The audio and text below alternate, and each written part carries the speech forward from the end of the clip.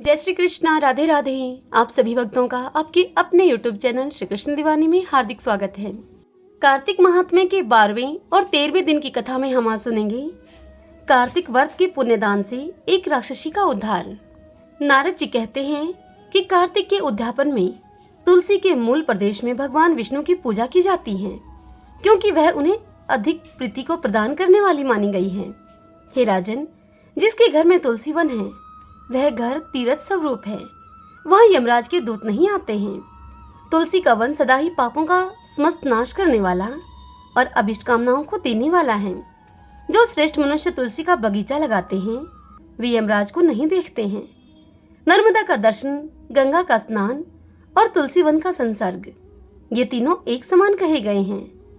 जो मनुष्य तुलसी की मंजरी से संयुक्त होकर प्राण का त्याग करता है वह सैकड़ों पापों से युक्त हो तो भी यमराज उसकी ओर नहीं देख सकते हैं। जो मनुष्य आंवले के फलों और तुलसी की पत्तों से मिश्रित जल के द्वारा स्नान करता है उसे गंगा स्नान करने का पुण्य फल प्राप्त होता है। पूर्व काल की बात है, सहाय पर्वत पर करवीरपुर में धर्मदत्त नाम से विख्यात कोई धर्मज्ञ ब्राह्मण रहा करते थे। वह ब्राह्मण एक दिन कार्तिक मास में भगवान विष्णु के समीप जागरण करने के लिए वे भगवान विष्णु के मंदिर की ओर चले। उस समय एक पहर रात्रि बाकी थी। भगवान के पूजन की सामग्री साथ लिए जाते हुए उन ब्राह्मण ने मार्ग में देखा कि एक भयंकर राक्षसी सामने से आ रही है। उस राक्षसी को देखते ही ब्राह्मण आप भय से थर्राने लगे। उनका सारा शरीर कांपने लगा। उन्होंने साहस करके पूजा की सामग्री तथा जल से ही उस राक्षसी के ऊपर प्रहार किया। उन्होंने हरिनाम का स्मरण करके तुलसी दल मिश्रित जल से उस राक्षसी को मारा था। इसीलिए उस राक्षसी का सारा पातक नष्ट हो गया। अब उसे अपने पूर्व जन्म के कर्मों के परिणाम स्वरूप प्राप्त हुई दुर्दशा का स्मरण हो आया। उसने ब्राह्मण को दंडवत प्रणाम करके उनसे कुछ इस प्रकार से कहा। वह राक्षसी ब्राह्मण धर्मदर्द से बोली कि हे ब्राह्मण, मैं पूर्व जन्मों के कर्मों के फल से इस दशा को पहुंची हूँ। अब कैसे मुझे उत्तम गति की प्राप्ति होगी? यह सुनकर धर्मदत्त ने पूछा उससे कि किस कर्म के फल से तुम इस दशा को पहुंची हो? तुम कहाँ की रहने वाली हो? तुम्हारा नाम क्या है और आचार व्यवहार तुम्हारा कैसा है? यह सारी बात मुझे बताओ। तब वह कला राक्षसी कहने लगी कि हे ब्राह्मण, मेरे पूर्व जन्म की बात है। सौराष्ट्र नगर में भिक्षु नाम के एक ब्राह्मण रहा करते थे और मैं उन ब्राह्मण की पत्नी थी। मेरा नाम कलहा था और मैं बड़े क्रूर स्वभाव की स्त्री थी। मैंने कभी मन से या वचन से कभी भी अपने पति का भला नहीं किया। उन्हें कभी भी मीठा भोजन नहीं परोसा। सदा अपने स्वामी को धोखा दिया करती थी। मुझे कलह विशेष प्रिय था। इससे मेरे पति का मन मुझसे सदा ही उद्विग्न रहा करता था। अनंत तो गत्वा उन्होंने दूसरी स्त्री से विवाह करने का निश्चय कर लिया। तब मैंने विष खाकर अपने प्राण त्याग दिए। फिर यमराज के दूत वहां पर आए और मुझे बांधकर पीटते हुए यमलोक में लेकर गए। वहां यमराज ने मुझे देखकर चित्रगुप्त से पूछा कि हे चित्रगुप्त, देखो तो सही इसने कैसा कर्म किया है। जैसा इसका कर्म हो उसी के अनुसार यह शुभ या अशुभ प्राप्त करे।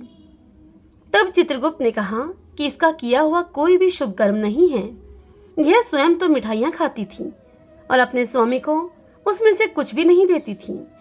इसने सदा ही अपने स्वामी से द्वेष किया है, इसलिए यह चमगादड़ी होकर रहे। इसकी सदा ही कलह में प्रवृत्ति रही है, इसलिए यह विष्ठाभोजी शुक्री की योनि में रहे। जिस बर्तन में भोजन बनाया जाता है उसी में यह सदा अकेली खाया करती थी। अतः उस दोष से यह अपनी ही संतान का भक्षण करने वाली बिनली बने। इसने अपने पति को निमित्त बनाकर आत्मघात किया है, इसलिए यह अत्यंत निंदनीय स्त्री प्रेत के शरीर में भी कुछ काल तक अकेली ही विचरण करे। इसे यमदूतों के द्वारा निर्जल प्रदेश में भेज देना चाहिए। वहां दीर्घ काल तक यह प्रेत के शरीर में निवास करे और फिर उसके बाद यह पापिनी शेष 3 योनियों का भी उपभोग करेगी। यह सुनकर कला कहती है कि हे विप्रवर, मैं वही पापिनी कला हूँ। इस प्रेत शरीर में आए मुझे अब 500 वर्ष व्यतीत हो चुके हैं। मैं सदा ही भूख और प्यास से पीड़ित रहा करती हूँ। एक बनिए के शरीर में प्रवेश करके मैं इस दक्षिण देश में कृष्णा और वेणी के संगम तक आई हूँ। ज्यों ही संगम तट पर मैं पहुंची त्यों ही भगवान शिव और विष्णु के पार्षदों ने मुझे बलपूर्वक उसके शरीर से दूर भगा दिया। तभी से मैं भूख का कष्ट सहन करती हुई इधर से उधर घूम रही हूँ। इतने में ही आपके ऊपर मेरी दृष्टि पड़ी है। आपके हाथ से तुलसी मिश्रित जल का संसर्ग पाकर मेरे समस्त पाप नष्ट हो गए हैं। हे द्विश्रेष्ठ, अब आप ही कोई उपाय कीजिए। बताइए, मैं इस प्रेत शरीर से और भविष्य में होने वाली भयंकर 3 योनियों से किस प्रकार से मुक्त हो सकूंगी। कलह का यह वचन सुनकर द्विश्रेष्ठ धर्मदत्त ने बहुत समय तक सोच विचार करने के बाद उससे कहा कि हे कलह, तीर्थ में दान और व्रत आदि सत्कर्म करने से मनुष्य के समस्त पातक नष्ट हो जाते हैं, परंतु तू तो प्रेत के शरीर में है, अतः उन कर्मों को करने की अधिकारिणी भी नहीं है। इसलिए मैंने जन्म से लेकर अब तक जो कार्तिक का व्रत किया है, उस व्रत के पुण्य का आधा भाग मैं तुझे देता हूँ, तू उसी से सदगति को प्राप्त हो जा। और यूं कहकर धर्मदत्त ने 12 अक्षर मंत्र ओम नमो भगवते वासुदेवाय का श्रवण कराते हुए तुलसी मिश्रित जल से ज्यों ही उस कलह का अभिषेक किया, त्यों ही वह कलह प्रेत योनि से मुक्त होकर प्रज्वलित अग्निशिखा के समान तेजस्विनी एवं दिव्य स्वरूपिणी देवी हो गई और सौंदर्य में लक्ष्मी जी की समानता करने लगी। श्रीमन नारायण नारायण हरि हरि, भजमन नारायण नारायण हरि हरि। तदंतर उसने भूमि पर दंड की भांति गिरकर उन ब्राह्मण देवता धर्मदत्त को प्रणाम किया और हर्ष गदगद वाणी में उनसे कहा। कलह ने द्विश्रेष्ठ धर्मदत्त से कहा कि हे द्विश्रेष्ठ, आपके प्रसाद से आज मैं इस नरक से छुटकारा पा गई हूँ। मैं पाप के समुद्र में डूब रही थी, आप मेरे लिए नौका के समान हो गए हैं। वह इस प्रकार ब्राह्मण से कह ही रही थी कि आकाश से एक दिव्य विमान वहां उतरता दिखाई दिया। वह विमान अत्यंत ही प्रकाशमान एवं विष्णु रूपधारी पार्षदों से युक्त था। उस विमान के द्वार पर खड़े हुए पुण्यशील और सुशील ने उस देवी को उठाकर श्रेष्ठ विमान पर चढ़ा लिया। तब धर्मदत्त ने बड़े ही विस्मय के साथ उस विमान को देखा और विष्णु रूपधारी पार्षदों को देखकर उनको साष्टांग प्रणाम किया। पुण्यशील और सुशील ने प्रणाम करने वाले उस ब्राह्मण को उठाया और उसकी सराहना करते हुए कहा कि हे द्विश्रेष्ठ, तुम्हें साधुवाद है, क्योंकि तुम सदा भगवान विष्णु के भजन में तत्पर रहते हो। दिनों पर तुम दया करते हो, तुम सर्वज्ञ हो और भगवान विष्णु के व्रत का पालन करते हो। तुमने बचपन से लेकर अब तक जो कार्तिक व्रत का अनुष्ठान किया है, उसके आधे भाग का दान करने से तुम्हें दुगना पुण्य प्राप्त हुआ है और उसके सैकड़ों जन्मों के पाप नष्ट हो गए हैं। अब ये कलह बैकुंठ धाम में लेकर जाई जा रही है। तुम भी इस जन्म के अंत में अपनी दोनों स्त्रियों के साथ भगवान विष्णु के बैकुंठ धाम में जाओगे। हे धर्मदत्त, जिन्होंने तुम्हारे समान भक्ति पूर्वक भगवान विष्णु की आराधना की है, वे धन्य और कृत्य हैं। इस संसार में उन्हीं का जन्म सफल है। भली भांति आराधना करने पर भगवान विष्णु देहधारी प्राणियों को क्या नहीं दे देते। हे धर्मदत्त, उन भगवान विष्णु ने ही उत्तानपाद के पुत्र को पूर्व काल में ध्रुव पद पर स्थापित किया था। उनके नामों का स्मरण करने मात्र से समस्त जीव सदगति को प्राप्त होते हैं। पूर्व काल में ग्रहग्रस्त गजराज उन्हीं के नामों का स्मरण करने से मुक्त हुआ था। तुमने जन्म से ही लेकर जो भगवान विष्णु को संतुष्ट करने वाले व्रत का अनुष्ठान किया है, इससे बढ़कर न यज्ञ है, न दान है और न तीर्थ है। हे विप्रवर, तुम तो धन्य हो, क्योंकि तुमने जगत गुरु भगवान विष्णु को प्रसन्न करने वाला ऐसा व्रत जो किया है, जिसको करने से आधे भाग के फल को पाकर यह स्त्री हमारे साथ भगवान के लोक में जा रही है। हरिओम तत्सत। श्रीमन नारायण नारायण हरि हरि, भजमन नारायण नारायण हरि हरि। आइए अब हम श्रीमद् भगवद गीता के आज के महात्म्य की कथा का श्रवण करते हैं। भगवान शंकर देवी पार्वती से कहते हैं कि हे सुंदरी, अब तुम श्रीमद् भगवद गीता के महात्म्य की पावन कथा का श्रवण करो, जो कि स्वर्ग रूपी दुर्ग में जाने के लिए सुंदर सोपान और प्रभाव की चरम सीमा है। काशीपुरी में धीर बुद्धि नाम से विख्यात एक ब्राह्मण था। हे पार्वती, वह ब्राह्मण मुझ में नंदी के समान ही भक्ति रखता था। वह ब्राह्मण पावन कीर्ति के अर्जन में तत्पर रहने वाला, शांतचित्त और हिंसा, कठोरता एवं दुस्साहस से दूर रहने वाला था। जितेंद्रिय होने के कारण वह निर्वर्ती मार्ग में स्थित रहता था। उसमें वेद रूपी समुद्र का पार पा लिया था। वह ब्राह्मण संपूर्ण शास्त्रों के तात्पर्य का ज्ञाता था। उसका चित्त सदा ही मेरे ध्यान में संलग्न रहा करता था। वह मन को अंतरात्मा में लगाकर सदा आत्म तत्व का साक्षात्कार किया करता था। अतः जब वह चलने लगता तो मैं प्रेमवश उसके पीछे दौड़ दौड़कर उसे हाथ का सहारा दिया करता था। यह देखकर मेरे पार्षद भृंगुरिटी ने मुझसे पूछा कि भगवान, इस प्रकार भला किसने आपका दर्शन किया होगा? इस महात्मा ने कौन सा ऐसा तप, होम अथवा जप किया है कि स्वयं आप ही इसे पद पद पर हाथ का सहारा देते चलते हैं? भृंगुरिटी का यह प्रश्न सुनकर मैंने उनसे इस प्रकार से उत्तर दिया। मैंने भृंगुरिटी से कहा, एक समय की बात है, कैलाश पर्वत के पार्श्व भाग में पुन्नाग वन के भीतर चंद्रमा की अमृतमय किरणों से धुली हुई भूमि में एक वेदी का आश्रय लेकर मैं बैठा हुआ था। तब मेरे बैठने के क्षण भर बाद ही सहसा एक बड़े जोर की वहां आंधी उठी। वहां के वृक्षों की शाखाएं नीचे ऊपर होकर आपस में टकराने लगी। कितनी ही टहनियां टूट टूट कर बिखर गईं। पर्वत की अविचल छाया भी हिलने लगी। अब इसके बाद वहां महान भयंकर शब्द हुआ, जिससे कि पर्वत की कंदराएं प्रतिध्वनित हो उठी।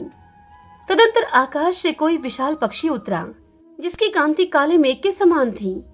वह पक्षी कजल की राशि, अंधकार के समूह तथा पंख कटे हुए काले पर्वत से जान पड़ता था। पैरों से पृथ्वी का सहारा लेकर उस पक्षी ने मुझे प्रणाम किया और एक सुंदर नवीन कमल मेरे चरणों में रखकर मुझे स्पष्ट वाणी में स्तुति करते हुए कहने लगा। वह पक्षी बोला स्तुति करते हुए, हे देव, आपकी जय हो। आप चिदानंदमय सुधा के सागर तथा जगत के पालक हैं। सदा सद्भावना से युक्त एवं अनाशक्ति की लहरों से उल्सित हैं। आपके वैभव का कहीं भी अंत नहीं है। आपकी जय हो। अद्वैत वासना से परिपूर्ण बुद्धि के द्वारा आप त्रिविध मलों से रहित हैं। आप जितेंद्रिय भक्तों के अधीन रहते हैं और ध्यान में आपके स्वरूप का साक्षात्कार होता है। आप अविद्यामय, उपाधि से रहित, नित्य मुक्त, निराकार, निरामय, असीम, अहंकार शून्य, आवरण रहित और निर्गुण हैं। आपके चरण कमल शरणागत भक्तों की रक्षा करने में प्रवीण हैं। अपने भीतर ललाट रूपी महासर्प की विष ज्वाला से आपने कामदेव को भस्म किया है। आपकी जय हो। आप प्रत्यक्ष आदि प्रमाणों से दूर होते हुए भी प्रमाण्य स्वरूप हैं। आपको बारंबार प्रणाम है। चैतन्य के स्वामी और त्रिभुवन रूपधारी आपको प्रणाम है। मैं श्रेष्ठ योगियों के द्वारा चुंबित आपके उन चरण कमलों की वंदना करता हूँ, जो अपार भवपाप के समुद्र से पार उतरने में अद्भुत शक्तिशाली हैं। हे महादेव, साक्षात बृहस्पति भी आपकी स्तुति करने की दृष्टता नहीं कर सकते। सहस्त्र मुखों वाले नागराज शेष में भी इतनी चातुरी नहीं है कि वे आपके गुणों का वर्णन कर सकें। फिर मेरे जैसे छोटे मोटे बुद्धि वाले पक्षी की तो बिसात ही क्या है। उस पक्षी के द्वारा किए गए इस स्तोत्र को सुनकर हे भृंगुरिटी, मैंने उस पक्षी से पूछा कि हे विहंगम, तुम कौन हो और कहां से आए हो? तुम्हारी आकृति तो हंस की जैसी है, मगर तुम्हारा रंग कौवे के जैसा है। तुम जिस प्रयोजन को लेकर यहाँ पर आए हो, अब मुझे वह बताओ। यह सुनकर वह पक्षी मुझसे बोला कि हे देवेश, मुझे ब्रह्मा जी का हंस जानिए। हे दुर्जटे, जिस कर्म से मेरे शरीर में इस समय कालिमा आ गई है, अब आप उसे सुनिए। हे प्रभु, यद्यपि आप सर्वज्ञ हैं, अतः आपसे कोई भी बात छिपी नहीं हुई है। फिर भी यदि आप मुझसे पूछते हैं तो मैं आपको बतलाता हूँ। सौराष्ट्र देश सूरत नगर के पास एक सुंदर सरोवर है। सौराष्ट्र देश सूरत नगर को कहते हैं। वहाँ एक सुंदर सरोवर है जिसमें कमल लहलाते रहते थे। उसी में से बाल चंद्रमा के टुकड़े जैसे श्वेत मरनालों के ग्रास लेकर मैं बड़ी ही तीव्र गति से आकाश में उड़ रहा था। उड़ते उड़ते सहसा वहां से पृथ्वी पर गिर पड़ा। मैं जब होश में आया तब मैं अपने गिरने का कोई कारण नहीं देख सका। तब मैं मन ही मन सोचने लगा कि अहो, यह मुझ पर क्या आ पड़ा। आज मेरा पतन कैसे हो गया। पके हुए कपूर के समान मेरे श्वेत शरीर में यह कालिमा भला कैसे आ गई। इस प्रकार विस्मित होकर मैं अभी विचार कर ही रहा था कि उसी समय पोखरे के कमलों में से मुझे एक ऐसी वाणी सुनाई थी। उस वाणी ने कहा कि हंस उठो, मैं तुम्हारे गिरने और काले होने का कारण तुम्हें बताती हूँ। तब मैं उठकर सरोवर के बगीचे में गया और वहां पर 5 कमलों से युक्त एक सुंदर कमलनी को देखा मैंने। उसको प्रणाम करके मैंने उससे प्रदक्षिणा की और उसे अपने पतन का सारा कारण पूछा। तब वह कमलनी मुझे बोली कि हे कलहंस, तुम आकाश मार्ग से मुझे लांघकर गए हो। उसी पातक के परिणामवश तुम्हें पृथ्वी पर गिरना पड़ा है और उसी के कारण तुम्हारे शरीर में यह कालिमा दिखाई देती है। तुम्हें गिरा हुआ देखकर मेरे हृदय में दया भर आई है और जब मैं इस मध्यम कमल के द्वारा बोलने लगी हूँ, उस समय मेरे मुख से निकली हुई सुगंध को सूंघकर 60,000 भंवरे स्वर्गलोक को प्राप्त हो गए हैं। हे पक्षीराज, जिस कारण मुझ में इतना वैभव, इतना प्रभाव आया है, अब मैं तुम्हें वह बतलाती हूँ। सुनो।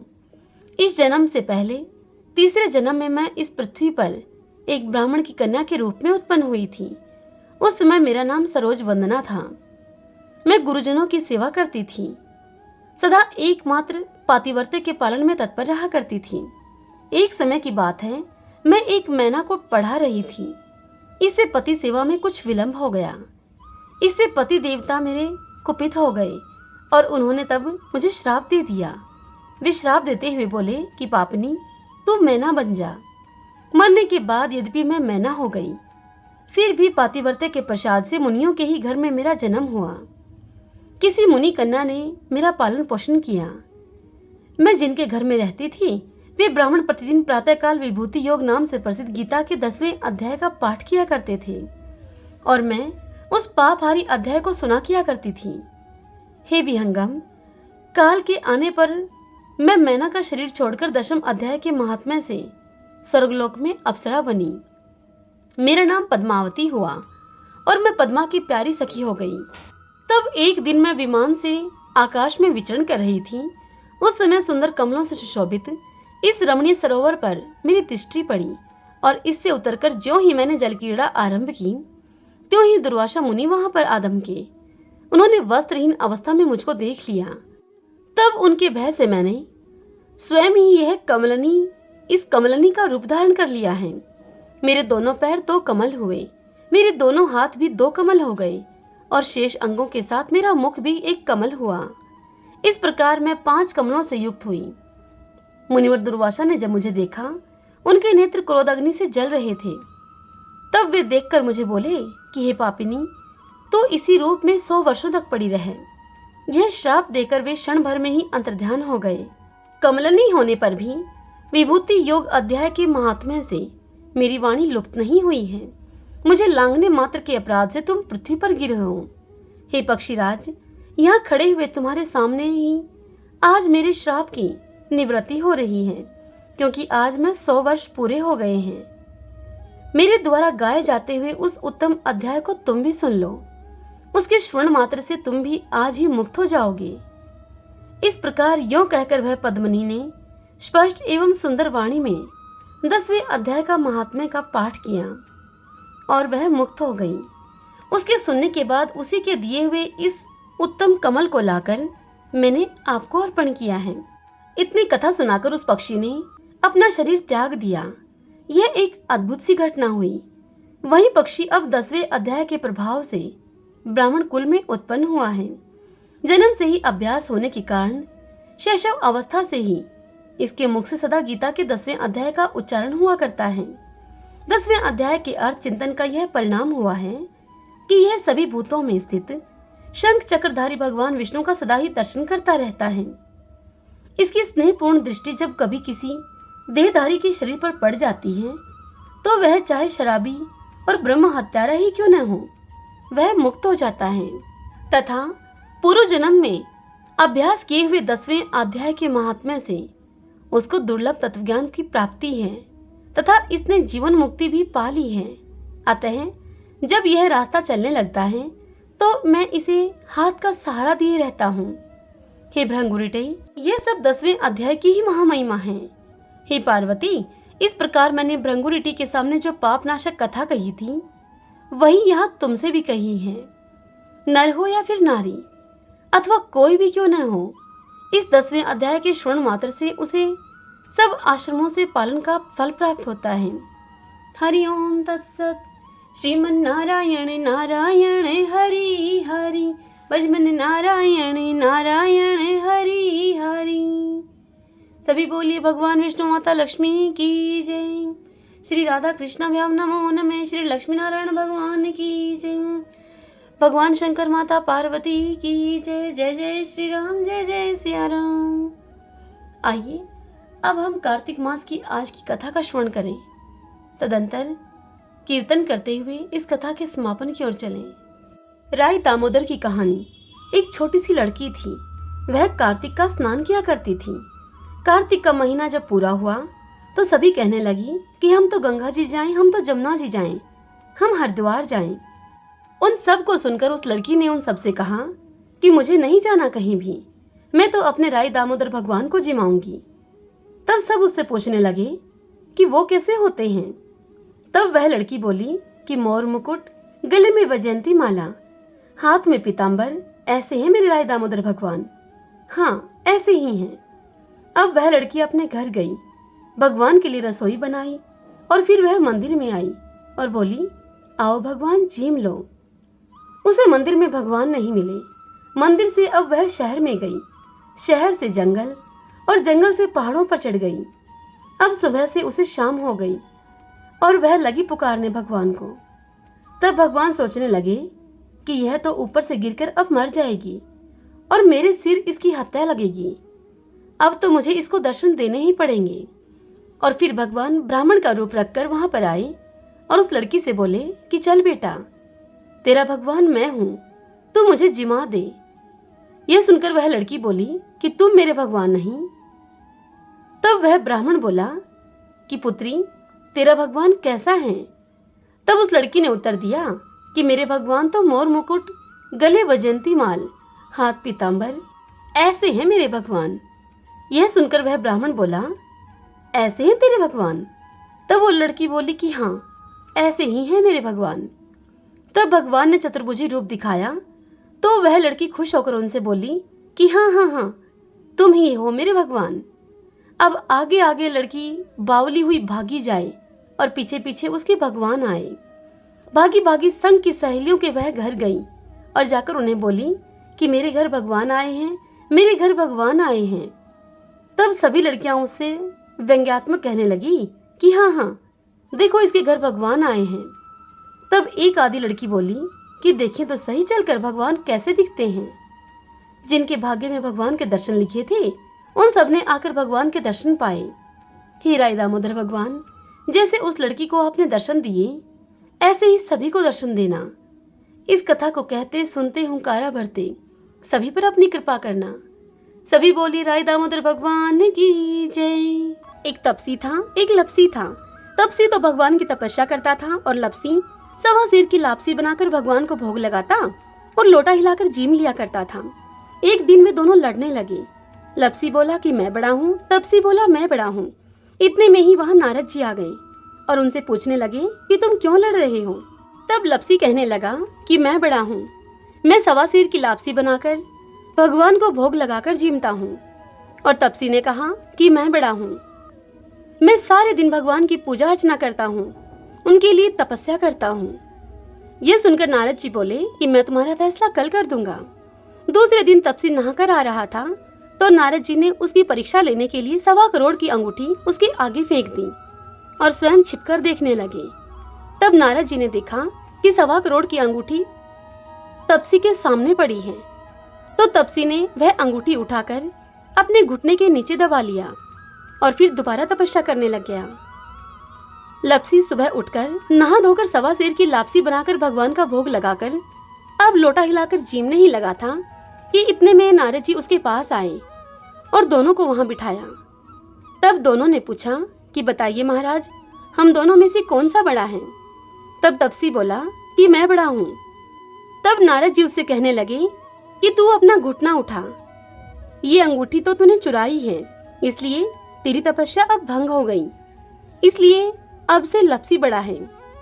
यह सुनकर तपसी बोला कि महाराज, मेरी तपस्या का फल मुझे कैसे मिलेगा। तब नारद जी उसे बोले कि तेरी तपस्या का फल कार्तिक नहाने वाली तुझे देंगी। और फिर नारद जी कहने लगे कि सबकी कहानी कहकर तेरी कहानी ना कहें तो कार्तिक का फल उनका खत्म हो जाएगा और वह फल तुझे मिलेगा। इसलिए सभी कहानी कहने के बाद तपसी लपसी की कहानी आवश्यक रूप से सुननी चाहिए यदि आप अपनी उस कहानी का पूर्ण फल चाहते हैं तो। आइए अब भगवान के नामों का संकीर्तन करते हुए कथा के समापन की ओर चलें।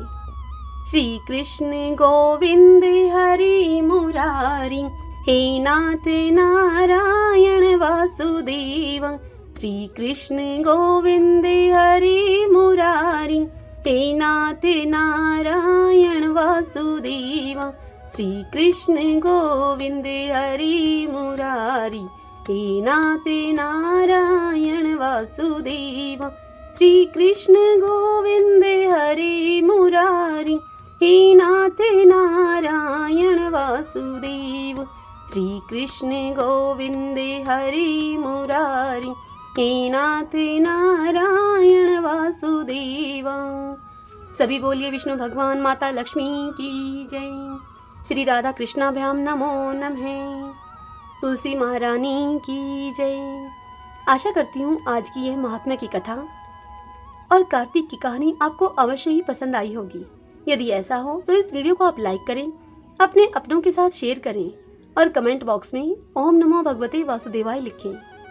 और यदि आपने अभी तक हमारे इस चैनल श्री कृष्ण दीवानी को सब्सक्राइब नहीं किया है तो आप जरूर करें। बेल आइकन के बटन को भी दबा लीजिएगा ताकि आपको आने वाले सभी नए वीडियोस की नोटिफिकेशन टाइम से मिल सके। हरे कृष्णा।